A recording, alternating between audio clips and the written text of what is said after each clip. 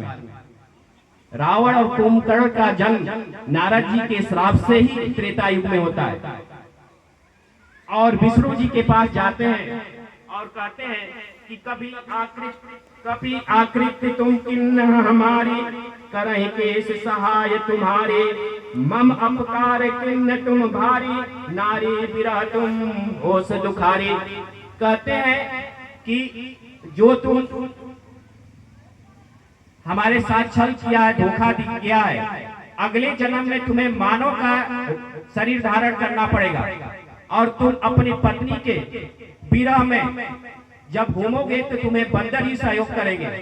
यही कारण है कि विष्णु भगवान का जन्म त्रेता युग में श्री रामचंद्र जी के रूप में हुआ और वे दशरथ जी के नंदन के रूप में अयोध्या नगरी में कौशल्या माँ के पुत्र के रूप में अवतरित होते हैं। यही से श्री रामचंद्र जी की कथा है अब शुरुआत होगी कि अब हम लोग जानेंगे कि क्यों श्री रामचंद्र जी का जन्म हुआ।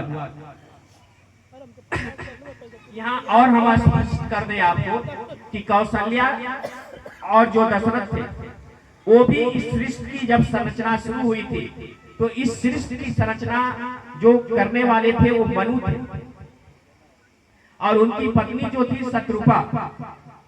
ये दोनों लोग इस संसार को मैथुन प्रक्रिया के माध्यम से जो मानव जीवन की जो शुरुआत होती है इन्हीं लोगों के माध्यम से शुरू होती है। मनु जी सबसे पहले और शत्रुपा जी पहले पति पत्नी थे जिसके माध्यम से इस संसार की शुरुआत होती है।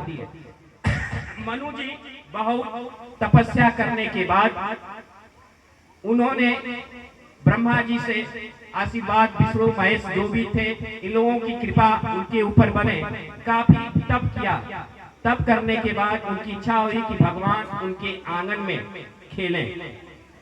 तो बहुत तप करने के बाद उनको आशीर्वाद दिया गया कि त्रेता युग में अयोध्या के राजा दशरथ होंगे। दशरथ के रूप में मनु जी आप आएंगे और शत्रुपा जी कौशल्या के रूप में आप आएंगे। वही मनु और शत्रुपा त्रेता युग में दशरथ जी और कौशल्या जी के रूप में आती हैं और भगवान उनके आंगन में उनके गोद में खेलते हैं। इस तरह दशरथ जी और कौशल्या माँ की कहानी है। तो अब हम लोग शुरू